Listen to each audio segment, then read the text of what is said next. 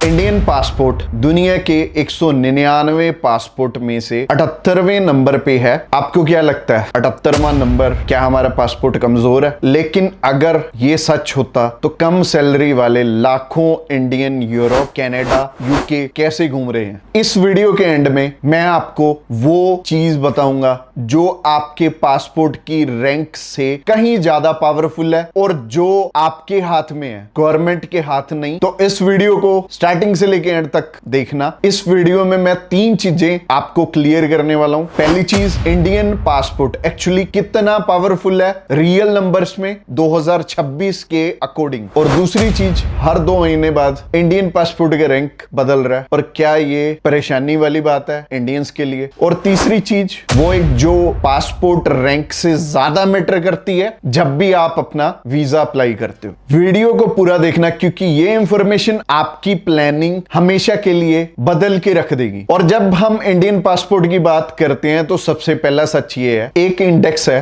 Henley passport index. ये 199 देशों के पासपोर्ट को 227 डेस्टिनेशन पे नापता है कि आप वीजा लिए बिना कहां कहां ट्रैवल कर सकते हो। 2026 में इंडियन पासपोर्ट लगभग 78वें नंबर पे है। इसका क्या मतलब है? इंडियंस 56 देशों में ऑन अराइवल वीजा पे जा सकते हैं, यानी कि बिना वीजा अप्लाई किए वो डायरेक्टली फ्लाइट लें और सीधा वहां पे जाके ही आपको एयरपोर्ट पे ही वीजा मिल जाएगा। और कंपैरिजन में समझना, सिंगापुर के नंबर 192 देशों में बिना वीजा के, चाइना लगभग 56वें नंबर पे है, 82 देशों में वो बिना वीजा लिए ट्रैवल कर सकते हैं। और इंटरेस्टिंग बात, मालदीव्स इंडिया से भी आगे है, एक छोटी सी कंट्री। लेकिन जो इंडिया को वीजा ऑन अराइवल दे रहे हैं वो 56 देश है। कौन से? ज्यादातर छोटी कंट्रीज ही हैं, जैसे कि Thailand, Indonesia, Nepal, Bhutan, Thailand, कुछ अफ्रीकन कंट्रीज। जिस देश में सबसे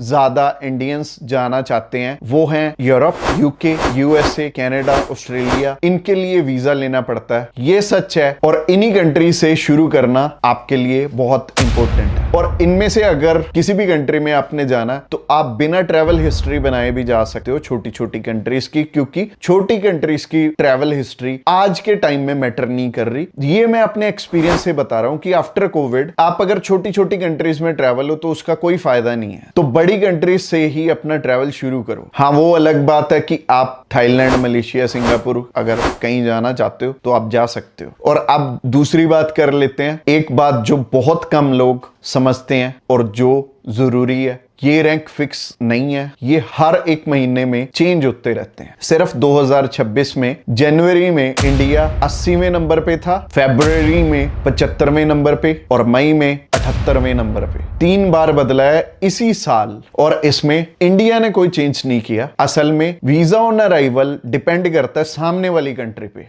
दूसरे देशों ने अपनी पॉलिसी बदली है, इंडिया की रैंक इसलिए ऊपर नीचे होती रहती है। तो अगर कोई न्यूज आए इंडियन पासपोर्ट के ऊपर तो घबराओ मत, ये नंबर हर 2 महीने, हर 4 महीने के बाद चेंज होता रहता है। और आपकी एक्चुअल पावर क्या है, आप अपने पासपोर्ट को कैसे स्ट्रांग बना सकते हो, अब इसके बारे में बात कर लेते हैं। हम सब जानते हैं कि इंडियन पासपोर्ट बहुत वीक पासपोर्ट है, पर हम कुछ एक चीजें समझ के अपने पासपोर्ट को स्ट्रांग भी बना सकते हैं। और अब वो चीज जो कि आपको कोई भी नहीं बताएगा, जिन देशों के लिए हमें वीजा लेना पड़ता है वो हैं 29 शेंगन कंट्रीज, यूके, कनाडा। वहां आपको ट्रैवल करने के लिए बहुत इंपॉर्टेंट है आपकी पासपोर्ट की रैंकिंग। तो चलिए अब मैं बात करूंगा जो कि मैं स्टार्टिंग में आपको बता रहा था कि इंडियन पासपोर्ट वीक पासपोर्ट है, इसे स्ट्रॉन्ग कर सकते हैं अगर आप शेंगन वीजा ले लेते हैं अपने पासपोर्ट पे। तो क्या आपको पता है कि आपकी ऑन अराइवल कंट्रीज भी बढ़ जाती हैं अगर आपके पास वैलिड शेंगन वीजा। अगर आपके पासपोर्ट पे यूएसए का वीजा है तो आपकी वीजा ऑन अराइवल कंट्रीज बढ़ जाती हैं। तो जब वीजा ऑन अराइवल कंट्रीज बढ़ जाती हैं तो आपका पासपोर्ट स्ट्रांग हो गया। तो मैं आपको सजेस्ट ये करना चाहूंगा कि आप कोई भी बड़ी कंट्री में जाना चाहते हो, छोटी कंट्रीज में घूम के अपना पैसा बर्बाद मत करो। बहुत सारे वीजा एडवाइजर ये सलाह देते हैं कि आप ना एशियन 4-5 कंट्रीज में घुमाओ, उसके बाद ना आपका यूरोप का वीजा, यूके का वीजा, कनाडा का, ऑस्ट्रेलिया का, न्यूजीलैंड का इजीली लग जाएगा। पर इसमें कोई सच्चाई नहीं है। आपको अपनी ट्रिप की स्टार्टिंग करनी चाहिए यूरोपियन कंट्रीज के साथ, क्योंकि यूरोपियन कंट्रीज में काफी सारी ऐसी कंट्रीज हैं जो कि कम सैलरीड पर्सन को भी वीजा दे देती हैं, और यूरोप में एक बारी आप घूम आए तो आपकी क्रेडिबिलिटी भी अच्छी बन जाती है। उसके बाद चाहे आप यूके का वीजा अप्लाई करोगे तो यूके का इजीली मिल जाएगा, कनाडा का अप्लाई करोगे तो कनाडा का मिल जाएगा। हाँ, फर्स्ट वीजा मुश्किल रहेगा, बट अगर आपकी प्रोफाइल वीक है या फिर आप कोई काम ही नहीं करते तो आपको किसी न किसी ट्रैवल एक्सपर्ट की हेल्प ले लेनी चाहिए जो कि आपको गाइडेंस प्रोवाइड करते हैं। तो चलिए अब ना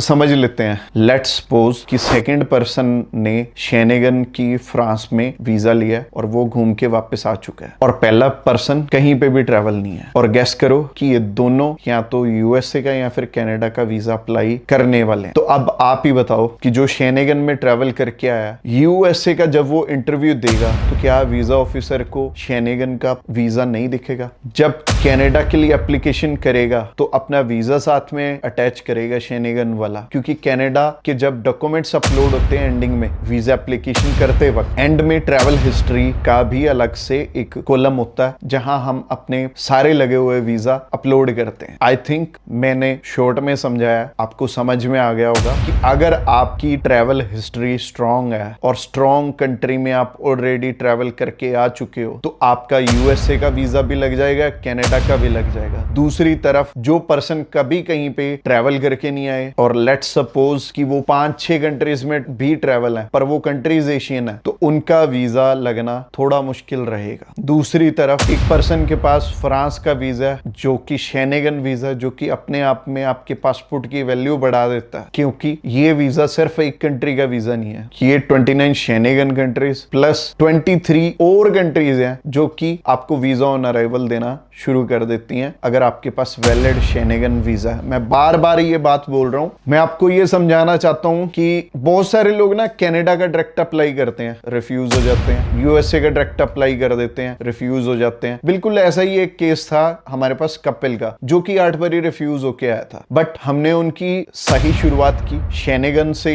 उन्हें फर्स्ट वीजा मिला, फिर इंग्लैंड का भी लग गया और जाना उन्होंने कनाडा था। 8 बारी रिफ्यूज होने के बाद उनका हमने सक्सेसफुली वीजा लिया। कंप्लीट स्टोरी जानना चाहते हो, ऊपर आई बटन पे लिंक है, आप कंप्लीट स्टोरी जान सकते हो कपिल की। और अगर इस वीडियो की इंफॉर्मेशन अच्छी लगी है तो इस वीडियो को लाइक जरूर कर देना और इस चैनल को सब्सक्राइब भी कर लेना। और चाहे आप Canada, Australia, New Zealand, England, USA या फिर किसी भी शेनेगन कंट्री में ट्रैवल करना चाहते हो तो आप हमसे गाइडेंस ले सकते हो, या फिर डायरेक्टली अप्लाई करना, आपके सारे डॉक्यूमेंटेशन है तो एक बारी हम आपको कंफर्म कर देंगे कि आपको वीजा अप्लाई करना चाहिए या नहीं करना चाहिए। और हमारे जो प्राइस हैं वो भी बिल्कुल नॉमिनल है, जितनी कॉस्टिंग हमारी है उससे ज्यादा एक्सपेंस तो आपका खुद अप्लाई करने में हो जाएगा। तो जानना चाहते हो हमारा प्राइस क्या है तो डायरेक्टली कॉल कर लो, या फिर डिस्क्रिप्शन बॉक्स में आपको लिंक मिल जाएगा हमारे व्हाट्सएप का, आप व्हाट्सएप भी कर सकते हो। 9 to 6 चाहे आप हमें कॉल कर लेना, बट अगर आप रात को इस वीडियो को देख रहे हो तो व्हाट्सएप करना। तो आज की लर्निंग क्या है कि पासपोर्ट रैंकिंग की जो न्यूज है, न्यूज वेस्टेज ऑफ टाइम है, क्योंकि हर दिन ये चेंज होता रहता है। तो इस न्यूज पे क्या ही ध्यान देना। और अगर आप पहली बार बाहर जाना चाहते हो तो एक स्ट्रॉन्ग कंट्री से शुरुआत करो, या तो शेनेगन या फिर यूके से आप अपनी शुरुआत करो, और उसके बाद आप मान लो यूएसए या कनाडा, ऑस्ट्रेलिया का वीजा आपका इजीली लग जाएगा। चाहे आपका पहले 4 बारी रिफ्यूज है, 5 बारी रिफ्यूज है, दैट डजंट मैटर। और तीसरी चीज ये है कि जब भी आप जा रहे हो ना, कभी किसी कंट्री में ओवरस्टे मत करना, और ये डायरेक्टली इंपैक्ट डालेगा और आपकी क्रेडिबिलिटी खराब कर देगा। नेक्स्ट टाइम हो सकता है आपको कोई भी कंट्री वीजा ना दे। और चौथी चीज जो आज की वीडियो में हमने सीखी कि अपने पासपोर्ट को एक इन्वेस्टमेंट की तरह देखो। हर अच्छे वीजा पे आपके पासपोर्ट की वैल्यू बढ़ रही है। 5 साल में आपका पासपोर्ट सेम नहीं रहेगा, बहुत ज्यादा पावरफुल बन जाएगा अगर आप अच्छी कंट्रीज में ट्रैवल कर चुके हो तो। बाकी अगर आपका कोई अनदर क्वेश्चन है आप हमें डायरेक्टली कमेंट भी कर सकते हो, और मैं उस कमेंट पे वीडियो भी बनाऊंगा अगर मेरे को आपका क्वेश्चन इंपॉर्टेंट लगा। बाकी एंड स्क्रीन चल रही है, एंड स्क्रीन में हमारा वेबिनार का लिंक है, बहुत इंफॉर्मेटिव इनसाइट है वेबिनार में भी, आप जाके जरूर से चेकआउट करना।